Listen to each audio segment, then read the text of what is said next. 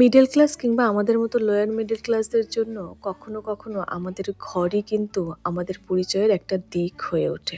মাথার উপরে একটা নতুন ছাদ থাকা মানে সারাদিনের পরিশ্রমের পরে একটা বিশ্রামের জায়গা থাকা, শান্তি থাকা, স্বপ্ন দেখার একটা ঘর তৈরি হওয়া। কেন এই কথা বলছি? দাঁড়াও, তোমাদেরকে সব বলছি। ভালো আছো নি? ভেগরের জিনিস না?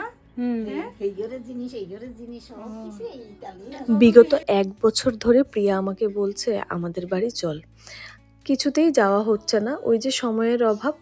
আজকে ফিল্ড ভিজিটে বেরিয়ে ভাবলাম ওর বাড়ি যাই। আসলে ওর বাড়ির সামনে দিয়েই আমরা যাচ্ছিলাম আর ও ঘুরে ঘুরে আমাকে দেখাচ্ছিল সব ঘর। এই যে ঘরটা দেখছো এখন, ওরা আপাতত অ্যাডজাস্ট করে এটাতেই থাকছে, কেননা তাদের নতুন ঘরের কনস্ট্রাকশন এখনো হচ্ছে।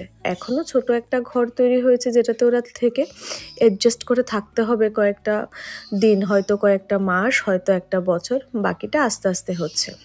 সেই জন্যই আমি এতগুলো কথা প্রথমে বললাম। একটা ঘর মানে আমাদের জীবনে অনেক কিছু। আর এইখানে ওর বাড়ির এই ফুলগুলো আমার ভীষণ পছন্দ। অনেক দিন ধরেই বলছি আমাকে দুটো ফুল এনে দাও। ও কিন্তু আমাকে দুটো ডালাও দিয়েছে, যেটা আমি বাড়ির মধ্যে লাগিয়েছি। সুন্দরভাবে হয়েছে, জানি না কবে ফুল ফুটবে। ওই যে সময় আর সুযোগ দুটো একসাথে যখন হবে তখন নিশ্চয়ই হবে। আর ফিল্ড ভিজিট করতে করতে আমাদের অবস্থা, দাঁড়াও দেখাচ্ছি, ভিজে একাকার। হচ্ছেন বহু ডেডিকেটেড পারসন, খুব ডেডিকেট দিয়ে এইভাবে ভিজিয়ে নিজেকে জলমগ্ন করে তারপর কাজ করেছেন উনি। ওনাকে এপ্রিসিয়েশন দেওয়া দরকার। ডিডাব্লিউএস থেকে কাইন্ডলি ওনার জন্য একটা এপ্রিসিয়েশন লেটার।